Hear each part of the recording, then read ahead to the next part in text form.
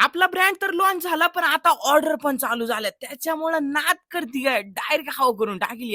काही जणांनी डिमोटिवेट पण केलं, पण आपण आता थांबत नसतोय. कारण मराठी माणूस आहे, स्वाभिमान बाळगा, काहीच विषय नाही. आता आहे ना पार एका मागून एक ऑर्डर चालू झाल्या ना. आपलं जे गोडाऊनचं थोडं काम राहिलं आता सगळं हळूहळू चालू होईल. आणि पॅकेजिंग साठी आपल्याला ना टेबल खुर्ची लागत होती. मग त्या अकोले रोडला असणार आहे श्रद्धा इलेक्ट्रॉनिक फर्निचर मॉलला आलो. इथं आहे ना मोकार ऑफर चालू आहे दिवाळी निमित्त. मग त्याच्यामुळे यावंच लागलं आपल्याला.